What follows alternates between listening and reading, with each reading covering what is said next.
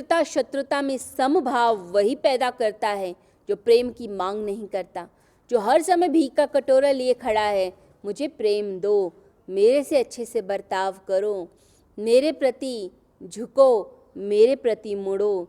जो attention seeker है, हर समय अटेंशन चाहता है, उस व्यक्ति को ही टेंशन मिलती है।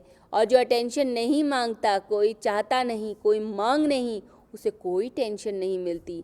वो तो सुख में जीता है, वो देता ही देता है, वो प्रेम की मांग नहीं करता।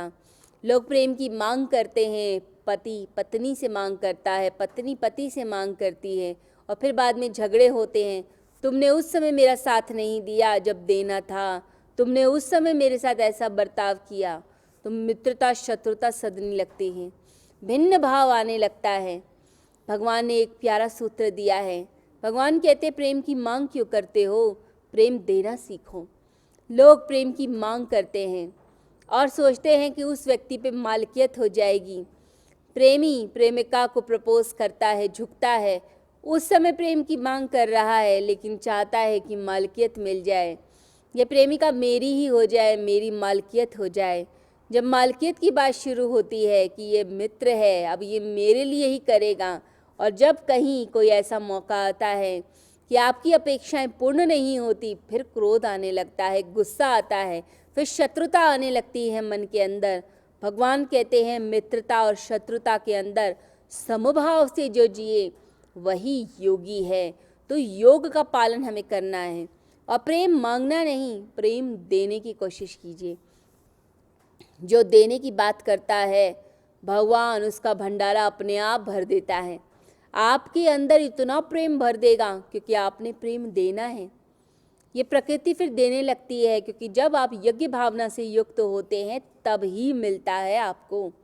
जब आप सिर्फ अपने स्वार्थ का सोचते हैं, सिर्फ धन का सोचते हैं, तब आपको कुछ भी प्राप्त नहीं होता।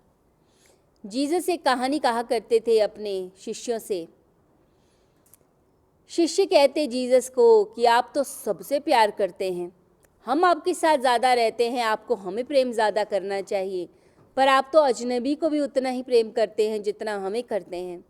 ये तो अन्याय है, आपको हमें ज़्यादा प्रेम करना चाहिए।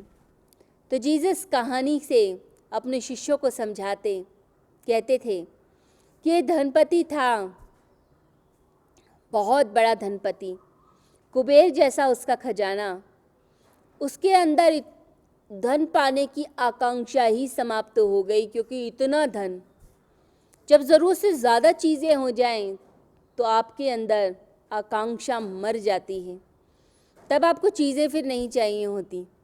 तो उसकी भी धन पाने की आकांक्षा समाप्त हो गई, क्योंकि इतना पैसा, इतना धन, इतनी संपत्ति, इतनी प्रॉपर्टी उसके पास आ गई। अब उसके अंगूर के बगीचे थे। अब एक दिन उसने मजदूरों को बुलाया। कुछ मजदूर सुबह से रात तक काम कर रहे थे, कुछ दोपहर को आए, कुछ सांझ को आए। धनपति ने दिन के आखिरी में सबको बराबर पैसे दे दिए। अब जो सुबह से मजदूर आए, मेहनत कर रहे थे, उन्हें बड़ा गुस्सा आया कि इसने तो सबको बराबर तोल दिया, हमने ज़्यादा मेहनत की, हमें ज़्यादा फल मिलना चाहिए। अब वे लड़ने लगे धनपति से। तो उस बिजनेसमैन ने, धनपति ने कहा, एक बात बताओ, क्या तुम्हें जितने पैसे दूसरे लोग देते हैं, क्या मैंने उससे दुगने पैसे तुम्हें नहीं दिए?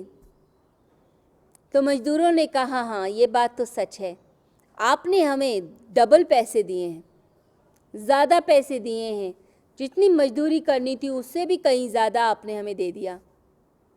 तो धनपति ने कहा, फिर तुम दूसरे की तरफ क्यों देख रहे हो? जो दोपहर को आए हैं, यदि मैं उन्हें भी तुम्हारे जितने दे रहा हूँ, यदि जो शाम को आए हैं उन्हें भी उतने ही पैसे दे रहा हूँ, तो मैं इसीलिए नहीं दे रहा कि उन्होंने तुमसे काम कम या ज़्यादा किया है, मैं इसलिए दे रहा हूँ कि मेरे पास देने को बहुत पड़ा हुआ है, मैं सिर्फ देना चाहता हूँ, इसीलिए मैं दे रहा हूँ। तो जीसस समझाते हैं कहानी के द्वारा कि जिस व्यक्ति के पास प्रेम का सागर होता है, वो ये नहीं सोचता कि इसको कम दूंगा, इसको ज़्यादा दूंगा, वो तो प्रेम लुटा रहा होता है, क्योंकि इतना प्रेम उसके अंदर है। जैसे मेघ जब भर जाते हैं पानी से, काले बादल आते हैं पानी से भरे हुए, वो ये नहीं देखते किस स्थान पे वर्षा करनी है और किस स्थान पे नहीं, कहाँ सूखा पड़ा हुआ है और कहाँ पानी ही पानी है, वो ये नहीं देखते, मेघ बरस जाते हैं। इसी प्रकार से आपके अंदर प्रेम इतना होना चाहिए कि वह प्रेम बरस जाए। जब प्रेम देते ही देते चले जाते हैं तब आपके अंदर बात ही कुछ निराली आ जाती है। तो भगवान कहते हैं प्रेम मांगो मत, प्रेम देने की सोचो। और ऐसा व्यक्ति जो प्रेम देता जाता है, वह व्यक्ति मित्रता और शत्रुता में समभाव रखता है। वह एक तरीके से नहीं तोलता, उसके लिए सब बराबर हैं, वो सबको देता है। लोग उसके मित्र और शत्रु बन जाएंगे, लेकिन उसके लिए तो सब मित्र हैं, उसके लिए सब अपने। वसुधैव कुटुंबकम, ये पूरा ब्रह्मांड हमारा घर है और ब्रह्मांड में रहने वाले प्रत्येक जीव, प्रत्येक प्राणी, प्रत्येक कण, प्रत्येक एटम, मॉलिक्यूल सब हमारे अपने हैं, कोई पराया हो ही नहीं सकता। तो जब ये समभाव आता है, समान भाव, तो व्यक्ति देता चला जाता है। कहते हैं राबिया के बारे में कि धर्म ग्रंथ पढ़ रही थी तो एक लाइन उसने काटी, तो हसन साथ बैठे थे, वह भी पहुँचे हुए फ़कीर। उन्होंने कहा राबिया से, धर्म ग्रंथ में कोई लाइन काटी नहीं जा सकती। तो राबिया बोलने लगी कि इसमें लिखा है कि शैतान से नफ़रत करो, पर मैं किसी से नफ़रत नहीं कर सकती। मैं तो सबसे प्रेम करती हूँ, सबको अपना के चलती हूँ, तो मेरे लिए तो सभी मेरे अपने हैं, मैं किसी से नफ़रत नहीं कर सकती। तो नफ़रत जो करेगा, जो भिन्न भाव रखेगा, वो समान भाव में नहीं रहता। सबको अपना के चलिए, प्रेम देने की सोचिए, नफ़रत ना करें, किसी को शत्रु न मनाएं। यदि आप ऐसा बार बार करते हैं तो अपने आप से प्रश्न पूछिए कि क्या आप उस व्यक्ति से जो सामने खड़ा है उससे प्रेम पाना चाहते हैं? वह ज़रूरत पड़ने पे काम आएगा, इसलिए आप उसे मित्र बना रहे हैं। यदि हाँ, तो कुछ पता नहीं कि कुछ समय के बाद वही मित्र आपका शत्रु बन जाए, क्योंकि जब ज़रूरत पड़ने पर वह काम नहीं आएगा तो आपको क्रोध आएगा और वो आपका शत्रु बन जाएगा। इसलिए बड़े गहरे दोस्त शत्रु भी बड़े गहरे बनते हैं, क्योंकि अपेक्षाएं बड़ी होती हैं, एक दूसरे का शोषण कर रहे होते हैं। तो ज़रूरत पड़ने पर जो काम आता है उसे मित्र कहते हैं संसार के लोग, और जो ज़रूरत पे काम नहीं आ पाता फिर वही घना मित्र, घनिष्ठ मित्र शत्रु बन जाता है। शत्रु कहने लगते हैं अपने मित्र को। तो अपने आप को बार बार ठीक कीजिए, समझाइए कि नहीं, गलत तरफ मुझे नहीं चलना, मुझे सही राह पर चलना है। यदि देखें महाभारत के युद्ध को, तो भगवान श्री कृष्ण खड़े हैं अर्जुन की साइड और उनकी पूरी सेना दूसरी तरफ खड़ी है, उनसे ही लड़ने के लिए खड़ी है।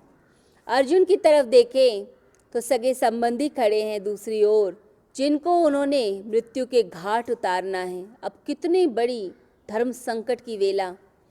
मित्र को तो मारा नहीं जाता, शत्रु को मारा जाता है, अपने रिश्ते नातों को मारा नहीं जाता, जो पराया है उसे मारा जाता है। भगवान श्री कृष्ण अर्जुन को समझाते हैं, अपने पराये का भेद तू छोड़ दे, मित्र शत्रु का भाव छोड़ दे, समान भाव में आ, योगी बन, परमात्मा से जुड़, और फिर तब तू युद्ध करेगा तो उस युद्ध का परिणाम बड़ा ही अच्छा होगा। वो युद्ध धर्म युद्ध कहलाएगा और ऐसा धर्म युद्ध तेरा कल्याण करेगा। भगवान श्री कृष्ण बार बार अर्जुन को समझाते हैं कि तुम योगी बनो, चिंता छोड़ो, निश्चिंत हो। भगवान का भाव यह है कि अर्जुन को सदा सदा के लिए उसकी मुसीबतों से, उसकी परेशानियों से दूर कर दिया जाए, क्योंकि जब हम परेशानियों से दूर करने का प्रयास करते हैं, एक टेम्पररी रिलीफ देने का प्रयास करते हैं, तब गड़बड़ होती है। लेकिन अगर हम सदा सदा के लिए परेशानियां दूर करना चाहते हैं तो समझ लीजिए हम उस व्यक्ति को निश्चिंत करना चाहते हैं। भगवान ने ना उसे उकसाया कि तेरी पत्नी के साथ अत्याचार हुआ, उसका चीरहरण हुआ, ना ही उसे कोई नशा दे के लड़वाया, ना ही उसे कहा तू जंगल भाग जा। भगवान ने क्या कहा कि अर्जुन तू जाग, जाग, होश में आ और देख, कि क्या परिस्थितियां हैं। समभाव में आकर लड़, फिर तेरा ये जो युद्ध है वो धर्म युद्ध कहलाएगा। फिर इस युद्ध का जो परिणाम है वो परिणाम मोक्ष होगा, मुक्ति होगा। तू मोह के पार चला जाएगा। मोह के पार जाना ही गीता का मेन उद्देश्य है। भगवान हर तरह से अर्जुन का बचाव करना चाहते हैं। असंभव दिखने वाली परिस्थितियों में चाहते हैं कि एक प्यारा सा कमल का फूल खिल जाए, हजार कांटों के बीच एक गुलाब का फूल खिल सके, ऐसा प्रयास भगवान श्री कृष्ण का है। तो भगवान चाहते हैं कांटों में भी यदि फूल खिले, यानी इतनी युद्ध की परिस्थिति में अर्जुन के भीतर शांति का फूल खिल सके, तो इससे बड़ी बात कोई नहीं है। तो भगवान बार बार यही असंभव प्रयास करने में लगे हैं और भगवान चाहते हैं कि अर्जुन जो है अपने मन को शांत करे। तो भगवान बुद्ध जैसा व्यक्ति बन जाए, शांत बन जाए, जैसे बोधि वृक्ष के नीचे भगवान बुद्ध शांत बैठे हैं। परंतु वो शांति युद्ध की परिस्थिति में तलवार भी हाथ में है, शस्त्र हाथ में है, और उसके साथ साथ व्यक्ति परम शांति आनंद को उपलब्ध है। ये एक बहुत बड़ी बात गीता में भगवान श्री कृष्ण कह रहे हैं। भगवान चाहते हैं कि अर्जुन एक योद्धा बने, कायर ना बने। उसके अंदर निश्चिंतता आए, उसके अंदर शांति आए, उसके अंदर आनंद आए। ऐसा भगवान का प्रयास है।